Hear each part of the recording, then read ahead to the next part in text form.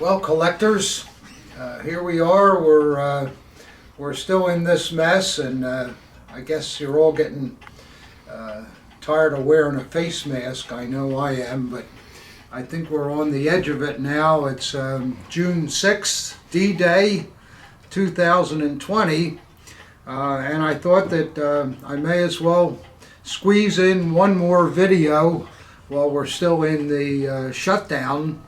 And this time we're going to talk about the NSKK, and then that'll wind up my little seminars on the political daggers. But before we do that, a lot of collectors have asked to see different things in the house, so we thought we would show you a few of those things. And also I want to thank so many of you who have written me emails on how much they have enjoyed these seminars, and some people have really learned something too, so that makes me feel really good because I've spent 50 years learning all this stuff, and once I'm out of here it won't do anybody any good unless I tell you some of it. So that's what I'm trying to do. So before we do the NSKK, this is my bar area. And I must admit I probably spend too much time here, but it gives me great pleasure after working all day down the cellar and come up, and the bar itself is old and matches the mirror, which is all hand carved, and it comes from about 1870. It's really a lovely thing, and it's big enough where I can get everything in it. And you may be thinking, what's this dumb looking so-called Garde du Corps helmet here? Well, I'll show you, it's really not so dumb. Ta-da! It's a good thing. I never saw that before. Very clever.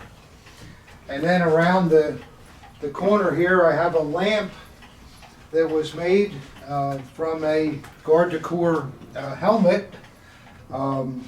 This lamp was in the Ripley's Believe It or Not Museum, and I like it a lot. The helmet itself is original, but the eagle on the top was cast after World War I, and the lampshade on it is original to it too, but my wife hates it, but I like it a lot. And next to the lamp is a nice painting of the Kaiser. It's in the original frame, and it's got the Kaiser's crown on the top. So the guy who painted it was an authorized painter, but I noticed a few mistakes that he made in it, like the brim should be curved here, and there should be officers' cockades on it, but and the eagle kind of looks a little bit like a pigeon, but I guess we can call all of that artist license, and you get what you get. And then coming around here, I have a nice painting on the wall. This painting commemorates the Saint Hubertus legend. For those of you that may not know, Saint Hubertus was a hunter in the medieval times in Germany, and he saw a white stag in the forest, and he was going to shoot it, and all of a sudden an aura appeared over the white stag's head with a cross in it, and the stag spoke to Hubertus and said, "If you kill me, you kill the best of my kind, and then there won't be any more." So these are the things, this legend started conservation of animals in Germany, and you'll see the same motif with the stag head and the cross on that famous bottle of liquor that I'm sure you'll recognize if I hold it up here. Unless somebody drank it. No, there we are. Jägermeister. See the logo there? That comes from the legend of Saint Hubertus. And of course it's also the same insignia we see on hunting weapons. Pretty cool, huh? I'll show you some other stuff that's over here. I love I love corkscrews and cigar clippers, and I have a variety of them, and they're quite nice. This one has the crest of the coat of arms of Hermann Goering. And this cigar clipper also does. They come from one of Goering's hunting lodges. I don't know whether it was Karen Hall or not, but and then I also have a cigar clipper made of ivory, and it's got clippers for 2-size cigars, and it also has Goering's coat of arms on it, and it was given to Goering on his birthday from Joseph Goebbels. Pretty neat piece. And then a little further down, I have a beautiful steel box that was handmade for Daré. Daré was the SS Obergruppenführer for agriculture in all of Germany. And the box has agricultural themes running around it, and it has his coat of arms on the back. And the box was made for Daré's wedding documents, and it was entered in a handmade contest. And it opens up, you turn the key here. Let's see how we do this. There we go. And it's interesting to see the key itself has a swastika on it, something you don't want to lose.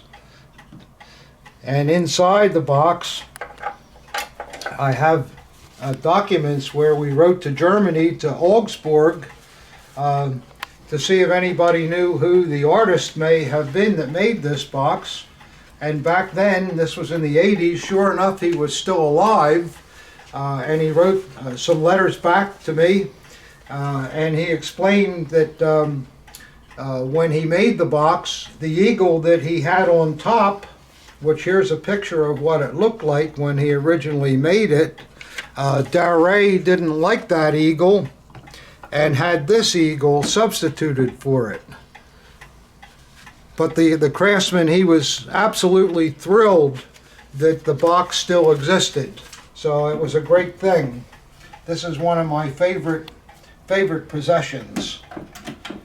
I'll put that back in there.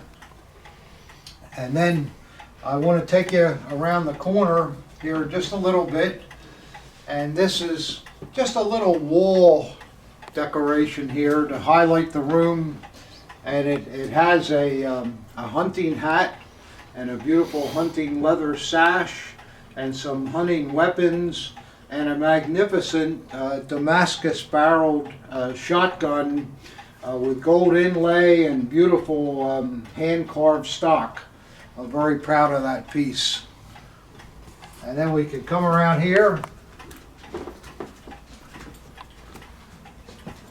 Bobby can get in here and show you this nice showcase.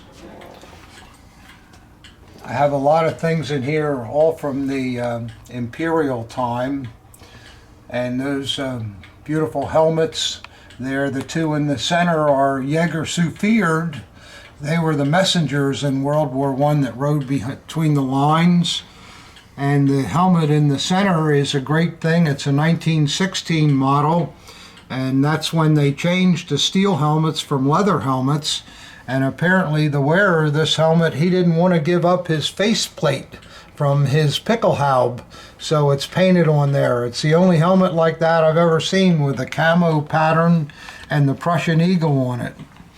And then there's below that, there's a plate that was made for the Blue Max winner Hans Adams, who was a U-boat captain operating in the Mediterranean, and that's his dagger and hangers below it. It has a Damascus blade named to him. And then there's various other European naval type daggers in there, and it all makes for, I think, a very, very beautiful presentation. It makes me smile every time I walk by it. And then I'll show you in the dining room here, one of my proudest possessions. Make this light a little bit brighter if I can. This is a life-size painting of Kaiser Wilhelm. The painting comes from 1902, and it was originally hanging in the German embassy in New York. And after the Lusitania was sunk, the Kaiser was not a welcome person, and the painting came down, and for years it was in the cellar there, and finally came to light in the 80s when I bought it.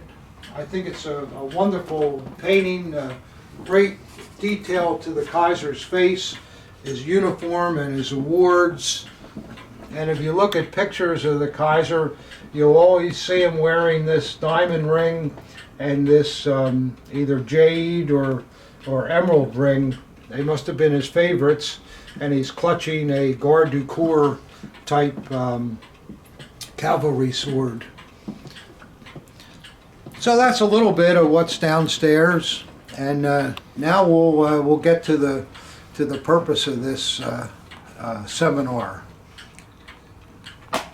Another painting that I'm very proud of in my bar is of this imperial doctor with a wonderful Prussian face. Look at the glasses and the mustache and the look on him, the no-nonsense appearance, and the beautiful uniform. He's got his gloves with his sword. And then something I like even more is what my kids gave me on my 70th birthday, which was 7 years ago now, I can't believe it. A $1,000 bill inside a plaque. How's that for a classy gift? All right, collectors, now we're going to get to the purpose of this seminar, the NSKK. Maybe it's good to just explain what the heck is the NSKK. I'll try to do that as briefly as I can.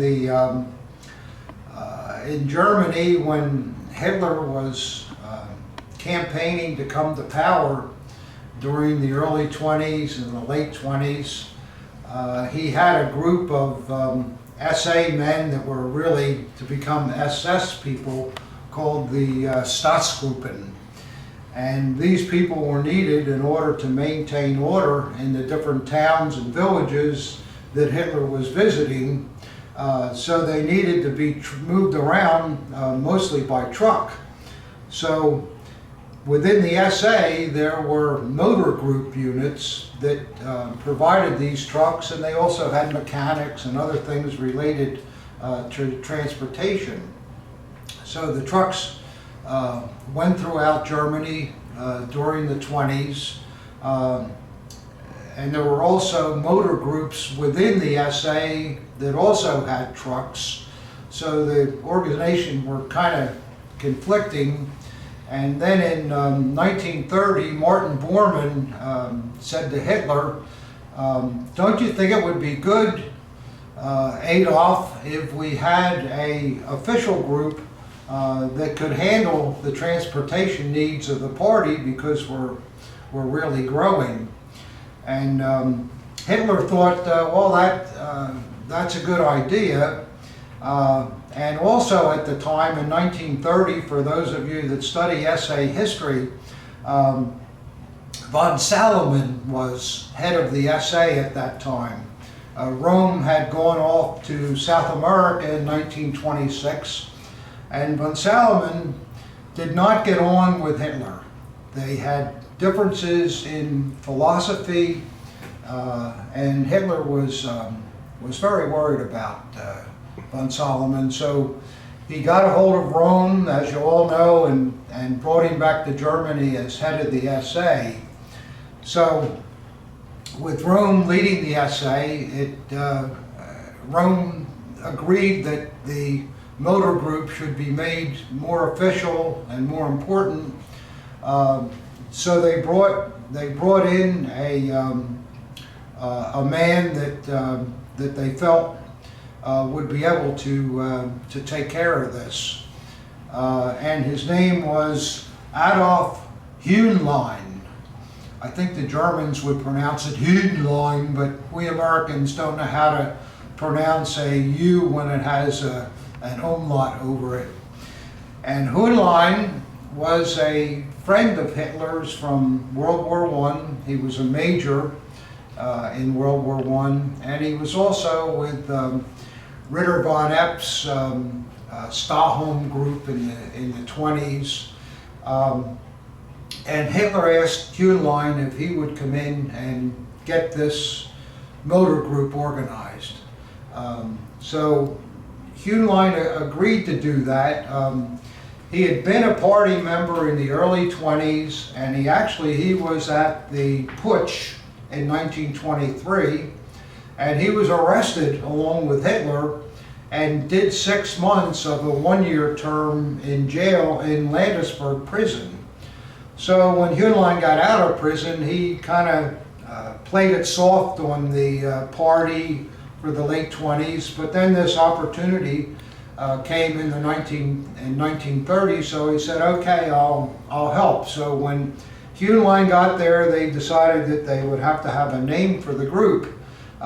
They called it the National Socialist Automobile Corps. And it consisted of anybody that had an automobile, if you had a motorcycle, even if you just had a driver's license, they encouraged you to join the new NSKK. And at that time they had 35,000 members. Well, then Hitler came to power, of course, and then when Rome came in, he was an advocate of the NSKK, but Rome, of course, was killed in the Night of the Long Knives on 30 June 1934. And this was actually kind of a boon for the NSKK because Hitler decided, like he did with Himmler, if you know the German history, Hitler gave Himmler the SS status as a complete separate party organization. Well, he did the same thing for Heinlein, and at that point it was called the NSKK, National Socialist Kraft Corps, and made it a separate organization. And the next year, in 1935, at the party rallies, he consecrated the standards of the NSKK. So officially, they were now a separate organization, and they went on to assemble about 350,000 members. So it was a very large organization, and it played an important part in Germany. And even during the war, the NSKK also helped Speer with his West Wall, and they also organized the old men that were fighting at the end of the war when the Russians were coming in. So, but anyhow, what does all this have to do with the NSKK daggers? Well, I just wanted to give you the background, because not many people know really what happened there. So, as you all know, SA daggers came out in 1934, and the NSKK was under the SA, so they received an SA dagger that was exactly the same as the SA. If these NSKK guys were members before 1931, they also got the Rome's honor dagger with his inscription on it, the same as any SA member. So, in 1936, Heinlein and a lot of the NSKK people, since they had their own organization now and they had a Obergruppenführer, Heinlein, in charge of them, they felt that they should be separate from the SA in some ways.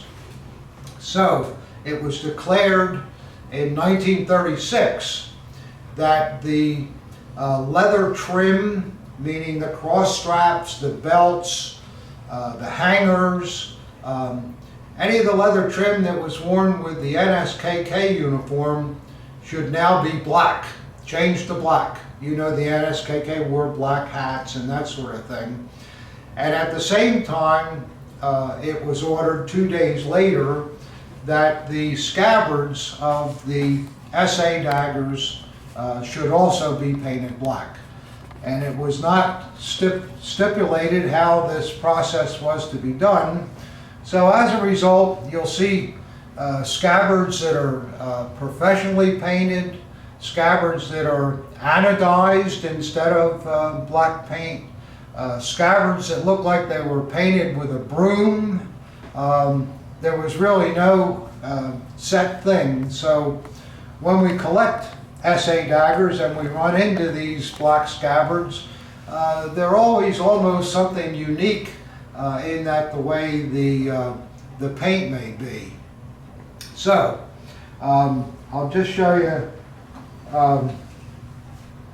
a standard.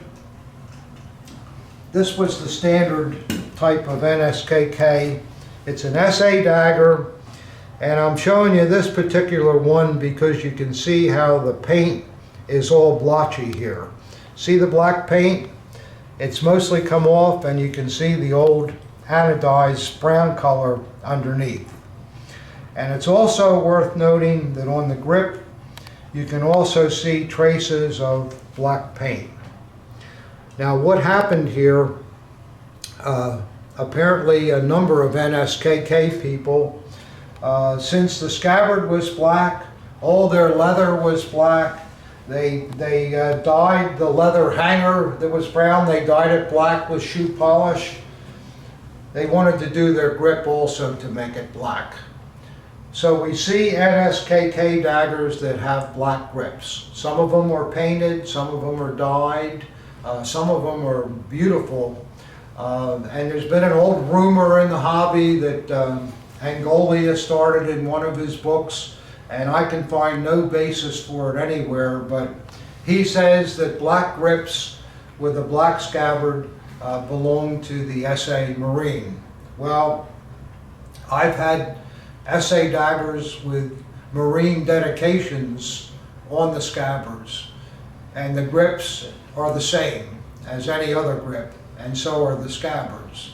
So I don't believe that theory, but it's just what I think. You can choose to believe what you want, but in my opinion, when we see NSKK daggers with black grips, I believe it was just an overzealous SA man. All right, let me just light my cigar.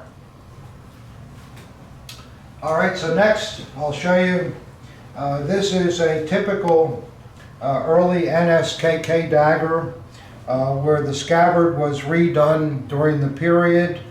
And if you look at it, you can see the paint is really nice, so it was professionally done. It has a beautiful grip on it.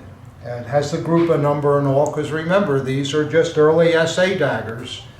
And this particular piece has a nice blade, and it was produced by, let's see, F. Dick. So that's kind of what you like to see. This is a prime example of an NSKK EM. Love that click. Here's an example. This dagger was produced by Hako, and the scabbard is anodized. Only it's anodized with gray. So apparently the original owner of this dagger, rather than have his scabbard painted, he elected to buy an anodized scabbard. And it's Hako all the way, with the Hako lifesaver-like trademark. So you'll see this anodized dark variation. Also, the hanger has been probably darkened with shoe polish. That's the original hanger. Now here's another piece. This one shows kind of an amateur paint job. It was sprayed, but when I wiggle it, I think you can see the runs that are in it and all. It's really not a good job, but the paint has lasted all these years and still looks pretty good. This one also, that's interesting about it, It has a dedication on it, but the dedication still, it refers to a sport group and nothing to the NSKK per se. But it just shows you the same daggers, just like SAs could have dedications on them. And it's 1936. It may have been right before the painting process of the scabbards happened. So it's kind of an interesting thing. And lastly, in the enlisted men's NSKKs, this is a typical RZM NSKK, and it's identical to SA RZMs with the plated fittings on the scabbard and the plated cross guards, aluminum eagle. It's just that the scabbard is black, and this piece is it's got a double proof puma on it. So that's typical of what we see with NSKKs. And then, like I like to say, I want to try to prove everything if I can. Now, when you look at this photograph, these are NSKK guys, and see the first three guys are all wearing black scabbard daggers, and you can tell they're NSKK people by their uniforms with the black belts, the black hats, and the black collars. So that's a good thing to see. And we always have to have a wedding picture. Well, this bride's not too bad, a lot better than some of them look. And there you can see the groom. Boy, he's happy. Got that handle with his hand on it. And you can see it's a black scabbard, and you can see he has an NSKK cap. Another good thing. And here's one more. This guy, he looks really happy to be in the NSKK. Look how proud he is. And he had to pick his arm up so that you could see that black scabbard dagger. He's really into it. And then one picture that has nothing to do with NSKK daggers, but just I like it so much. Here's three NSKK guys drinking Coke. They loved Coke in Germany, and Hitler also loved Coke. And Coca-Cola stopped shipping to Germany when the war started, so that was the end of Hitler's Coke. Okay, so that's kind of an overview of the standard daggers. And next we'll go to the officer's version. 1 minute. All right, we're starting the second half of the lecture, and we're going to talk about the chain version, the officer version of the NSKK dagger. These were initiated in 1938. For some reason, a lot of people think they're 1936, but they were not. And most likely, the NSKK looked at the SS walking around with their fancy chains and thought, "Wow, we'd like to have a dagger with a chain also." So this model was instituted. The dagger remained the same. It's a standard SA dagger, and the scabbard was painted black in most cases. And most of these pieces, because they're made in 1938, will have nickel-plated steel scabbard mounts, but there are exceptions, and I'll get into that. And then there was a beautiful chain that had a series of links that alternated a NSKK eagle with a sun wheel on the top chain, and on the bottom chain there was an NSKK rune, a special rune that they used that was in the center, and the others kept with the sun wheel and the NSKK eagle. And then on the link at the top, the snap clip, it's in a shield shape, and it features oak leaves with an acorn positioned between them. And when we look on the reverse of these chains, you'll usually see a stamping NSKK Korpsführung on there. Look for the umlaut over the Führung part, or the Korpsführung part. And then on either the other link on the other side, or sometimes down lower, sometimes both of the stampings will be on the lower chains. There'll usually be a small RZM mark. Most of the time it's RZM 5-8, which was the code for Osman, who made most of these chains. Some of the things you want to look for. First of all, the holes in the links. The side of the hole that is not wearing against the ring is flat, and the side of the hole that wears against the ring is dome-shaped to prevent wear. Very, very important. So you must see that on the chain. Very important thing. Now, some chains will not have RZM marks on the reverse of them.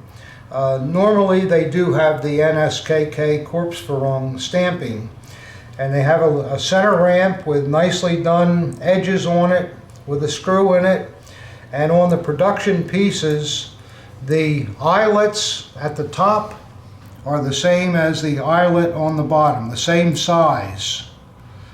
If you see a bottom ring that's smaller than the top ring, that's trouble. If you see one that's bigger than the top ring, that's okay.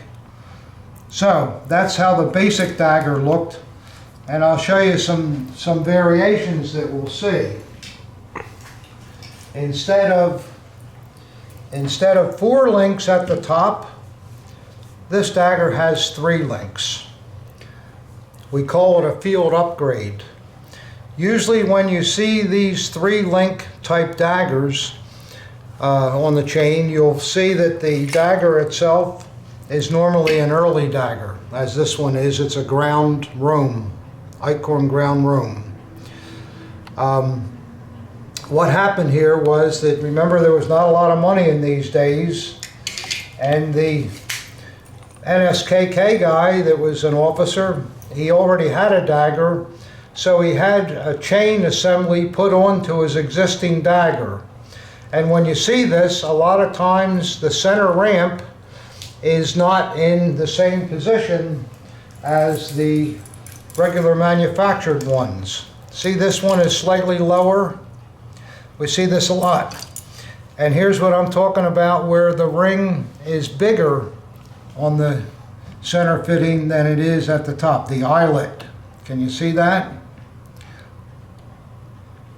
And also on the chains of the 3 linkers, a lot of times they're not RZM marked because the RZM wasn't involved. They just bought the chain and had it put on at their whatever method they could do, but normally they're NSKK corpse ferrung stamped. So that's the so-called field upgrade type.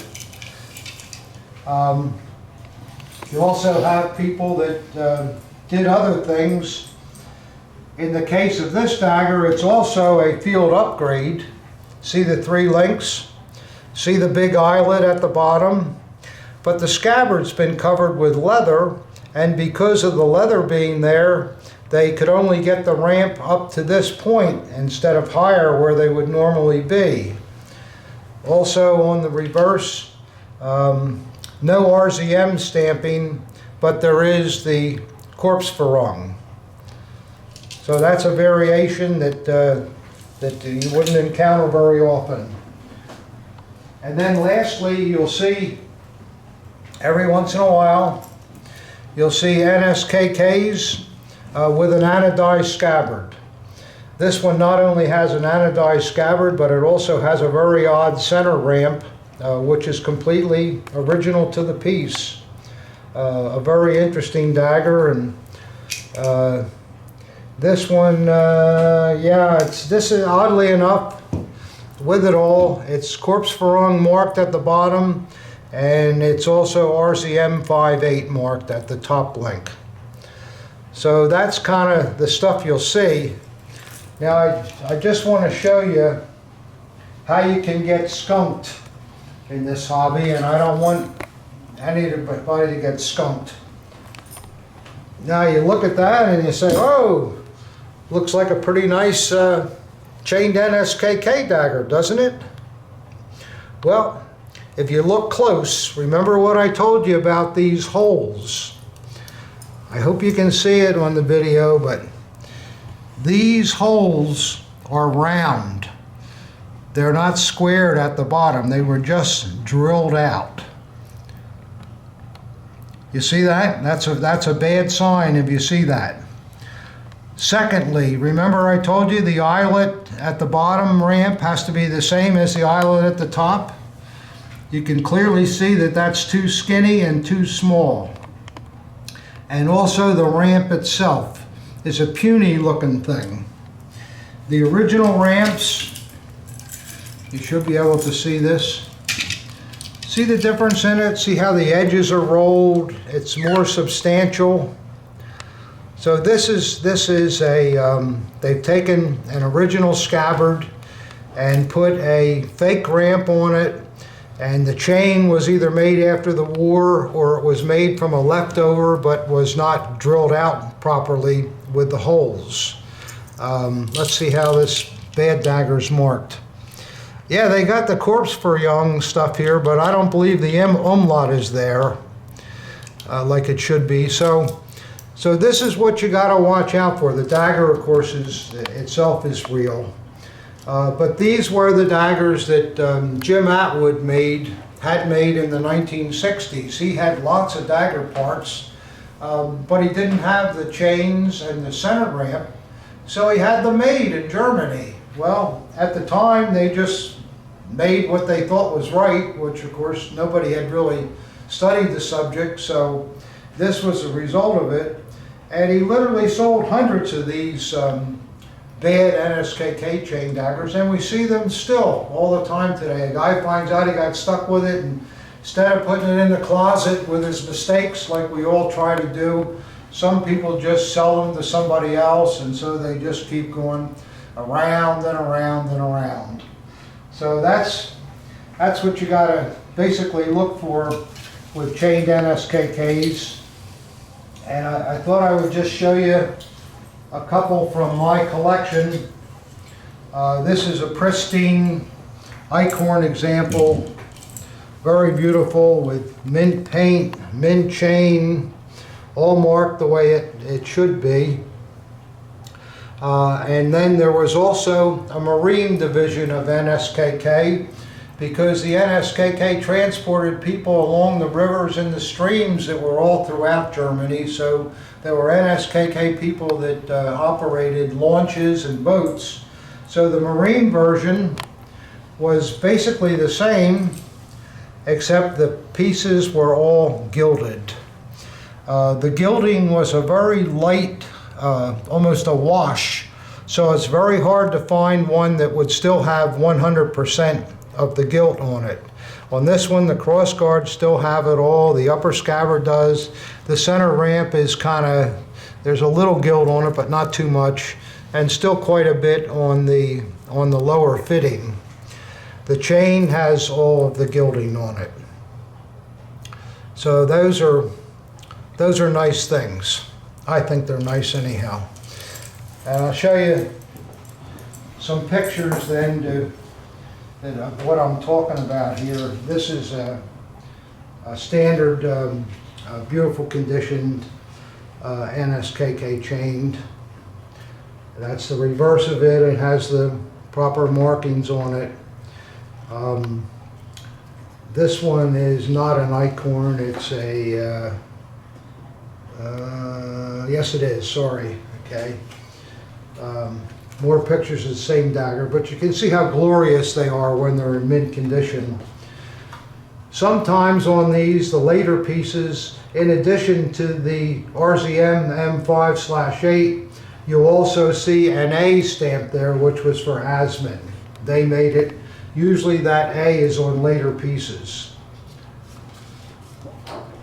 Here's just some close-ups of a beautiful chain and how they're supposed to look. Beautiful cross guards and blade. There's the reverse of the chain.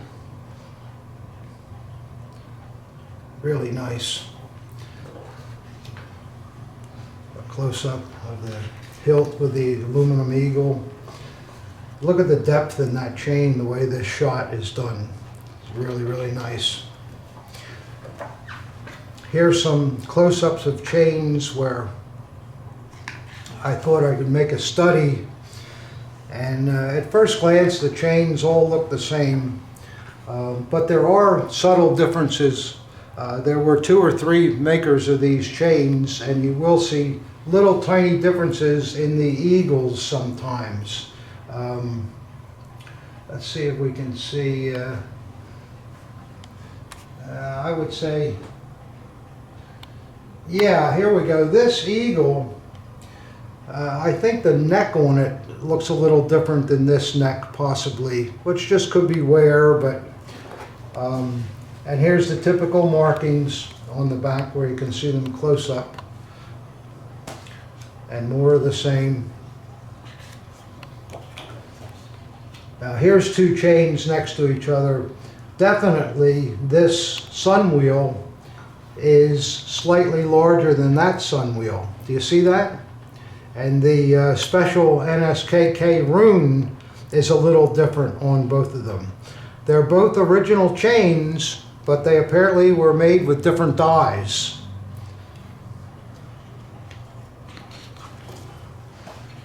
Here you can see the depth of this eagle is better than the depth of this eagle. Maybe the die was beginning to wear out. Maybe it's just wear, but this is definitely different. You can also notice subtleties in the placement of the acorn at the top too. This is all stuff that you need to study. It's very important. And just to prove that they really wore NSKK daggers, here's a guy proudly with his there. You can see he's a happy man, and he wants everybody to see his dagger. Here again, here's some NSKK guys, and the 2 officers in the middle are both wearing NSKK chain daggers.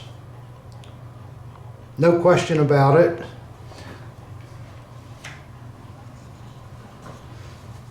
And again, there we are. Look at this. These 2 fellas here are wearing chained NSKK daggers.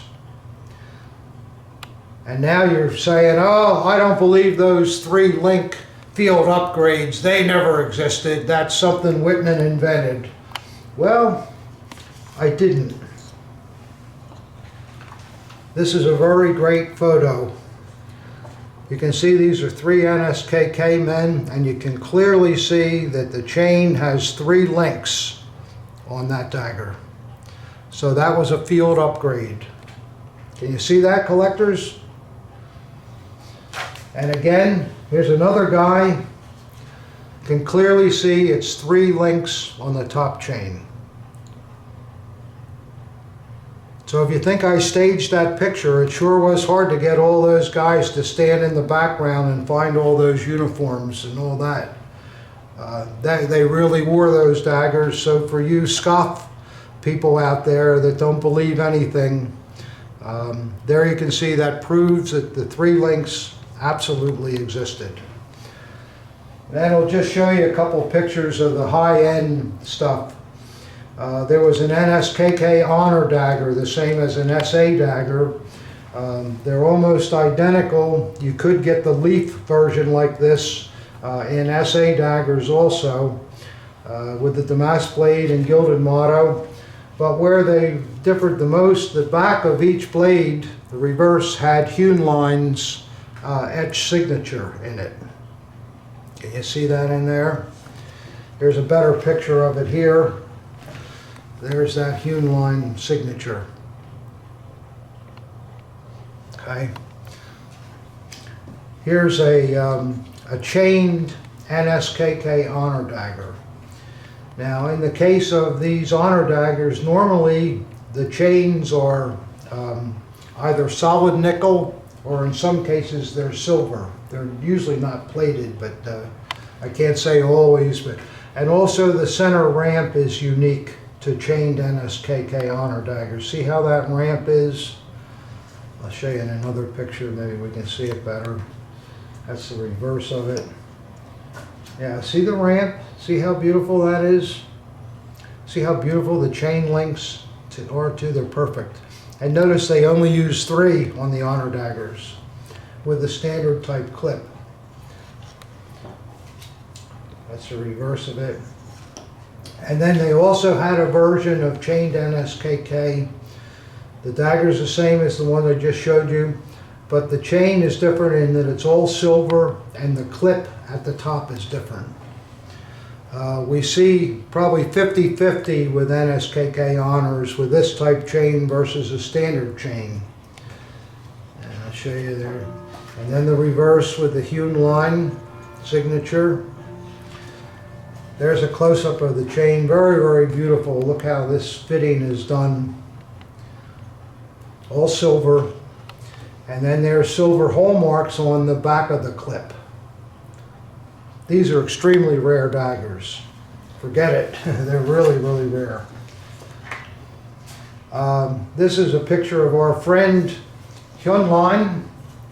And in this picture, he's wearing, you can just make it out, it's not a standard NSKK, but it's an NSKK early honor dagger.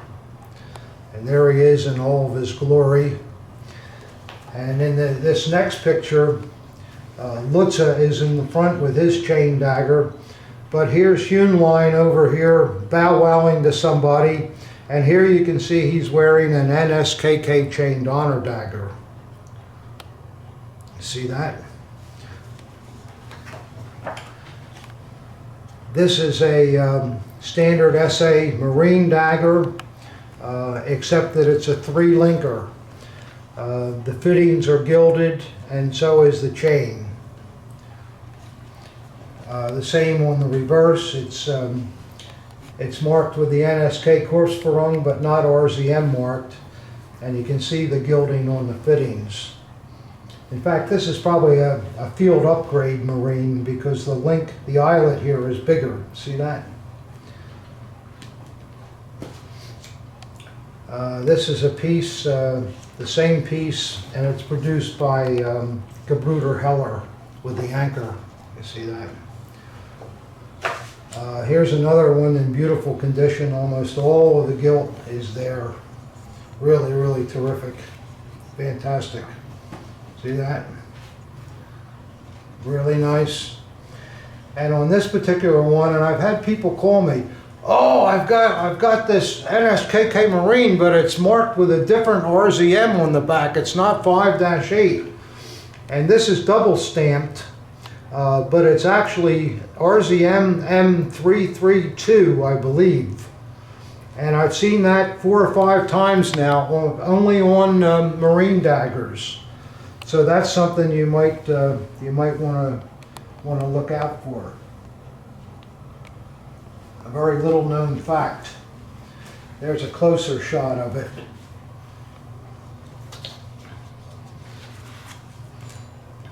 And this was a special dagger that was made for an NSKK Marine guy. It's presented, it has a checkered grip and a beautiful NSKK insignia set into it with gilded fittings and one-of-a-kind piece. And this was the special dagger that was made for Hyun Line. Only one of them was made. Chuck Scaglione, one of our old collectors, he turned this up, 40 or 50 years ago, and many people, that's fake, he never wore that, that's no good. Everybody can see that's fake. Well, it's not fake. There's a reverse of it. It's made by Eichhorn. There's another shot of it. And just to prove to you that it's not fake, there's Herr Hyun Line wearing the dagger right there. There's his face there. And here's also another picture where you can clearly see he's wearing the dagger. One of a kind, one of the most valuable daggers there are. So that kind of covers it, at least to the best that I can do. I probably forgot a million things, but at least you have some good basic knowledge there.